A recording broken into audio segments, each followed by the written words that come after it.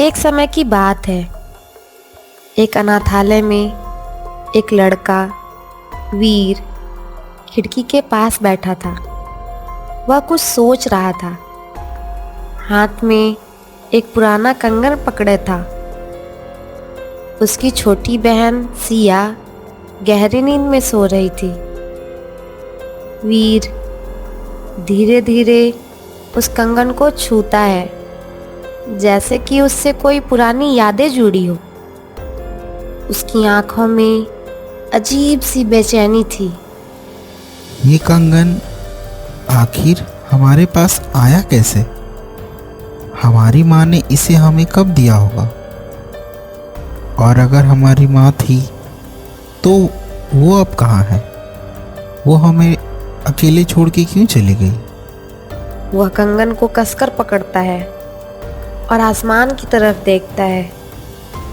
उसकी आंखों में ढेर सारे सवाल झलक रहे थे। तभी हवा में एक अजीब सी सरसराहट होती है। वीर को एक रहस्यमयी आवाज सुनाई देती है। अगर अपने अतीत को पाना है तो उत्तर की ओर बढ़ो। वीर चौंक कर उठता है। उसकी धड़कन तेज हो जाती है। वह इधर उधर देखता है, लेकिन कोई नजर नहीं आता।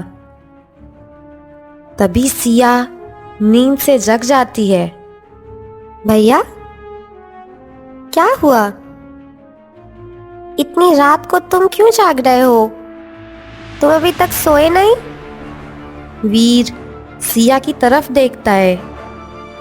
कुछ पल चुप रहने के बाद उसके चेहरे पर एक नया जोश और उत्सुकता दिखने लगता है। सिया, हमें यहाँ से निकलना होगा। हमें अपने परिवार को ढूंढना होगा। अभी नहीं तो कभी नहीं। सिया हक्का बक्का रह जाती है। उसे कुछ समझ में नहीं आ रहा था कि वीर क्या कह रहा है। पर भैया, हमें कुछ भी पता नहीं। हम कहाँ जाएंगे? अनाथालय से बाहर जाना आसान नहीं है। हमें उत्तर की ओर जाना होगा। यही एक सुराग मिला है, और अगर ये आवाज़ सही कह रही है तो हमारा अतीत का जवाब वही मिलेगा। अब चलो मेरे साथ।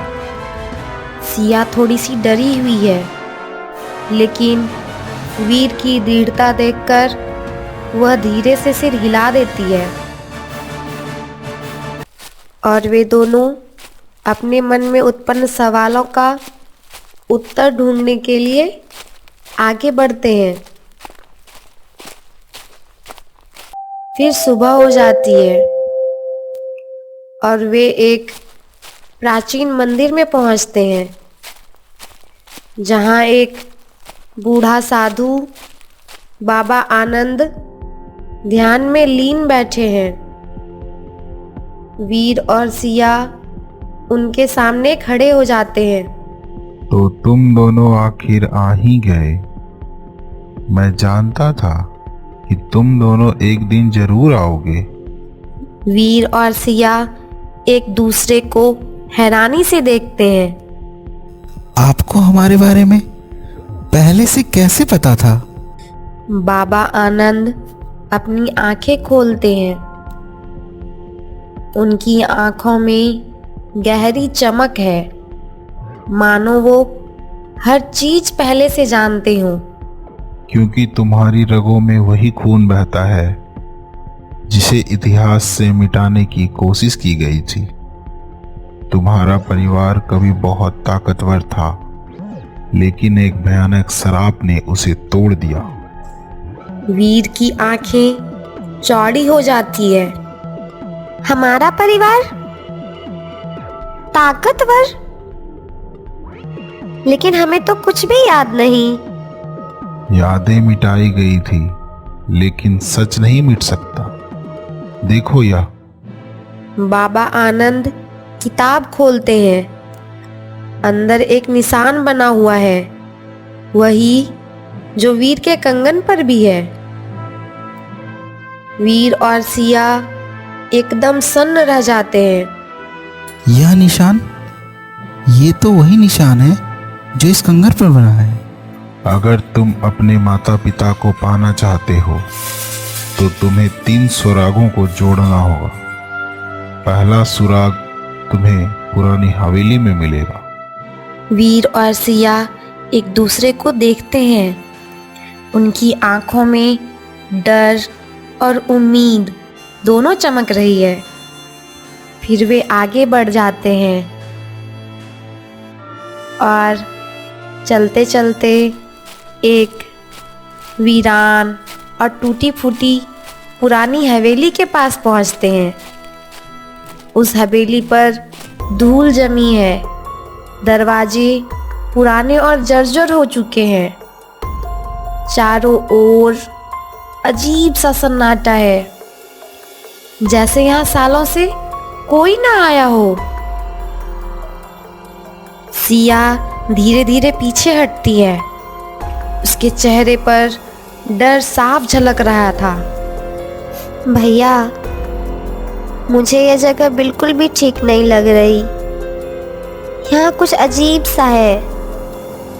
देखो, सब चीज कितनी पुरानी है। वीर दरवाजे पर हाथ रखता है और दरवाजा खुद ब खुद एक अजीब सी चरमराहट के साथ खुल जाता है। हवेली के अंदर अंधेरा है, सिर्फ हल्की रोशनी खिड़कियों से अंदर आ रही है। जैसे ही वे अंदर जाते हैं, वीर की नज़र एक पुरानी अलमारी पर पड़ती है। वह धीरे से उसे खोलता है। अंदर धूल से भरी पुरानी तस्वीरें रखी है। वह एक तस्वीर उठाता है और उसे साफ करता है।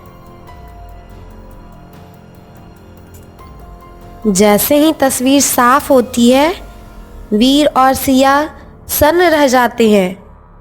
तस्वीर में एक आदमी और एक औरत खड़े हैं। वीर समझ जाता है कि यही उसके माता पिता हैं।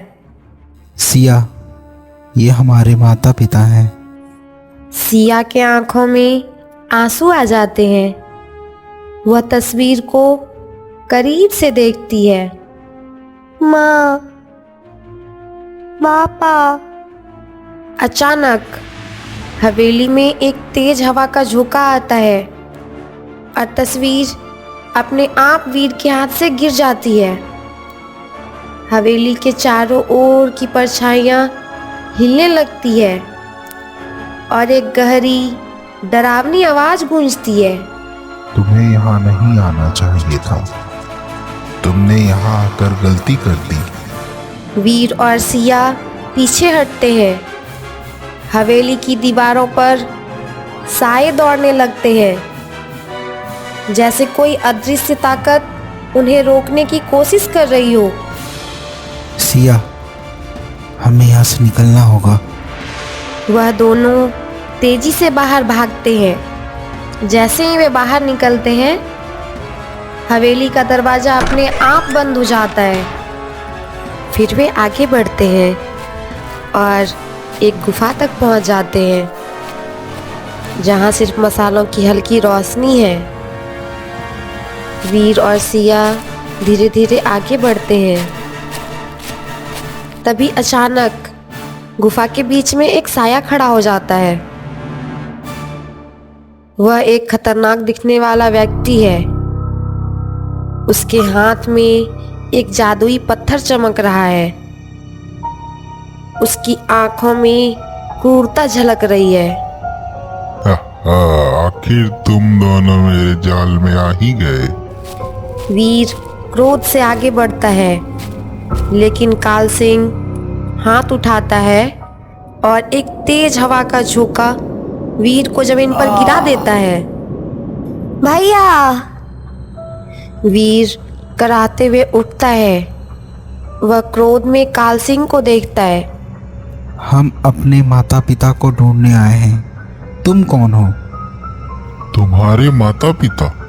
हाँ, वो जिंदा है, लेकिन हमेशा के लिए मेरी कैद में है। काल सिंह अपना हाथ उठाता है और एक गहरा धुआं गुफा में फैलने लगता है। वीर को हल्की हल्की आवाजें सुनाई देती है। यह उनके माता पिता की दबी दबी चीखें थी। तुमने उन्हें कहाँ रखा है? छोड़ दो मेरे माता पिता को।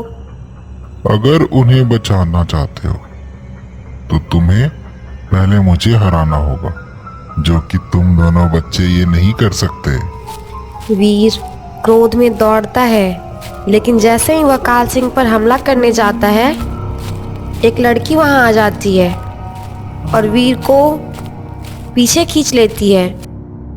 तभी काल सिंह वहां से गायब हो जाता है। रुको वीर, अकेले नहीं, हमें साथ लड़ना होगा। वीर आश्चर्य से उस लड़की को देखता है। लड़की वीर को उठाती है। उसकी आंखों में आंसू है। वीर, मुझे माफ कर दो, मैंने तुम्हें पहले नहीं पहचाना। मैं तुम्हारी बड़ी बहन माया हूँ। तुम हमारी बहन? माया की आंखों में आंसू आ जाते हैं।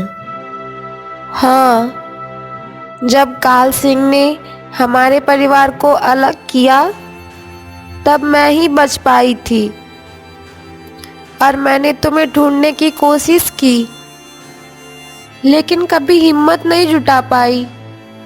सिया की आंखों में आंसू आ जाते हैं। मतलब हम फिर से साथ हैं? माया सिर हिलाती है, लेकिन फिर उसकी आंखों में गुस्सा आ जाता है। हाँ, लेकिन पहले हमें काल सिंह को हराना होगा। फिर वे तीनों आगे बढ़ते हैं। गुफा के सबसे अंदर, जहाँ चारों तरफ अंधेरा है, बीच में एक जादुई कैद में वीर और सिया के माता पिता फंसे हुए हैं। उनके चारों ओर एक काले धुएं का घेरा बना हुआ है और काल सिंह वहीं खड़ा है। उसकी आंखों में क्रूरता झलक रही है। तो आखिर तुम तीनों ने हिम्मत करके यहाँ तक पहुँचने की गलती कर ही दी। वीर, सिया और माया एक दूसरे को देखते हैं। उनके चेहरों पर डर नहीं, बल्कि गुस्सा और संकल्प झलक रहा है। अब तुम हमारे परिवार को और नहीं तोड़ सकते काल सिंह। अब हम सब साथ हैं। काल सिंह हवा में हाथ घुमाकर एक काला जादुई गोला बनाता है।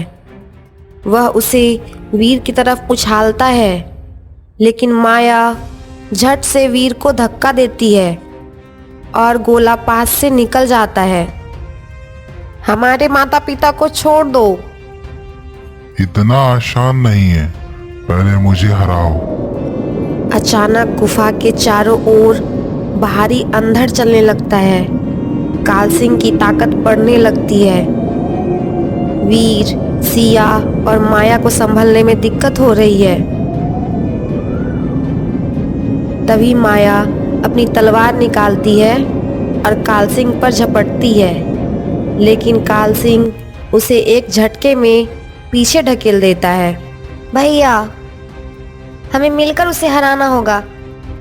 वीर अपनी जेब से वही पुराना कंगन निकालता है जो उसके माता पिता से जुड़ा हुआ था।